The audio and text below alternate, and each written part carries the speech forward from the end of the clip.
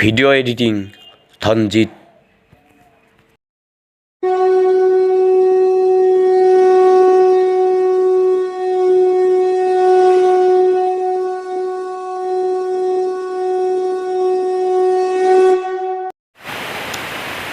হাই দোস্ত, স্বাগতম জনাইছোঁ হেল্ল' হালগাঁও ইউটিউব চেনেললৈ। আজি আমি তোমালোকক দেখুৱাম এখন পূজা, হালগাঁও হাৰদেলিপাৰাত অনুষ্ঠিত হৈ অহা এখন কালী পূজা। 1897 চনৰ প্ৰবল ভূমিকম্পৰ ফলত হোৱা প্ৰাকৃতিক দুৰ্যোগত মানুহে অশেষ জীয়াতু ভুগিবলগীয়া হৈছিল। বহুতো মানুহে নিজৰ গাঁও এৰি অন্য ঠাইলৈ স্থানান্তৰিত হৈছিল। সেই একোটা কাৰণতে এই হাৰদেলি চুপাৰ মানুহখিনি খেত্ৰী হাৰদিয়াৰ পৰা আহি হালগাঁৱত বসবাস কৰিবলগীয়া হৈছিল। তেতিয়াৰে পৰা এই চুবুৰীটোৰ নাম হাৰদেলিপাৰা নামে নামকৰণ কৰা হয়। ইয়াত বসবাস কৰা পাছতো তেওঁলোকে দুৰ্যোগৰ পৰা হাত সাৰিব নোৱাৰিলে। আমাৰ চুপাৰ মানুহখিনিৰ মাজত মহামাৰী কলেৰাই দেখা দিলে। উপায়ন্তৰ হৈ মানুহবোৰে মৃত্যুৰ ক্ষণ গণিবলৈ ধৰিলে। গাঁওখনত এক অপ্ৰীতিকৰ ঘটনাই দেখা দিলে। আলৈ আথনি আৰু হাহাকাৰৰ মাজত মানুহখিনি দিন কটাবলগীয়া হৈছিল। এই মহামাৰীৰ পৰা কেনেকৈ হাত সাৰিব পাৰি কোনো উপায় বিচাৰিব পৰা নাছিল।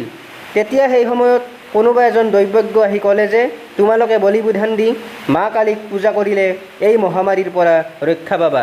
দৈৱজ্ঞৰ কথামতে ৰাইজে হাঁহ, পাৰ, কঠা ছাগলী, বৰকচু, কোমোৰা, কুঁহিয়াৰ আৰু মাগুৰ মাছ বলি দি মা কালীক পূজা কৰিলে যেনে কথা তেনে কাম, সকলো মানুহ মহামাৰী কলেৰাৰ পৰা ৰক্ষা পৰিল। তেতিয়াৰে পৰা 1897 ইংৰাজী চন হাৰদেলিপাৰা ৰাইজে মা কালীৰ পূজা উলহ মালহেৰে অনুষ্ঠিত কৰি আহিছে। এই পূজাখন হাৰদেলিপাৰাৰ অতি আনন্দৰ, অতি হেঁপাহৰ। এই কালী পূজাখনৰ আটাইতকৈ আকৰ্ষণীয় কাৰ্যসূচী হৈছে প্ৰতিমালৈ শোভাযাত্ৰা কাৰ্যসূচী। গৃহস্থই পদূলিমুখত পোতা কলপুলি, বাঁহৰ কামিৰ ওপৰত জ্বলোৱা চাকিৰ উজ্জ্বল বৰণৰ অগ্নিস্ফুলিংগ দীপ্লিপ পোহৰৰ মাজেৰে বোমা ফটকাৰ কাণতাল মৰা শব্দ, বহুৰঙী ফুলজাৰি পোহৰৰ মাজেৰে সকলোৱে এই শোভাযাত্ৰাত আগবাঢ়িছে।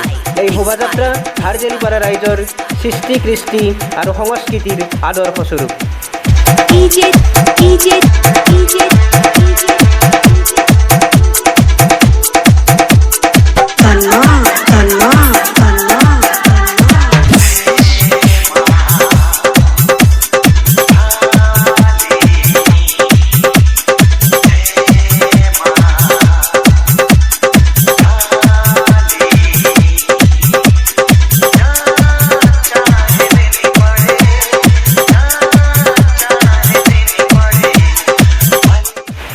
এয়া দেখিছে সকলোৱে এই শোভাযাত্ৰাত অংশগ্ৰহণ কৰিছে।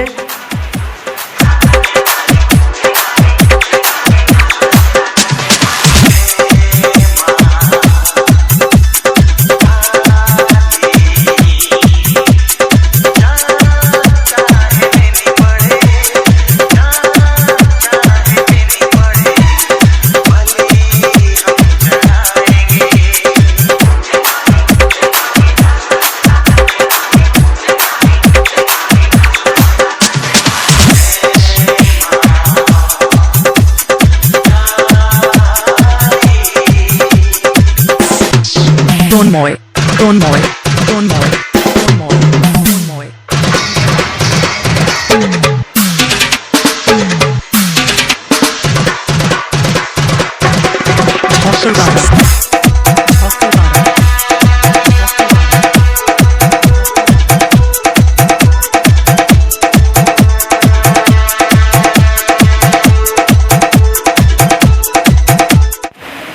এই কালী পূজাৰ উৎপত্তি কেনেকৈ হৈছিল পৌৰাণিক আখ্যান মতে আমি তোমালোকক অলপ জনাব বিচাৰিছোঁ।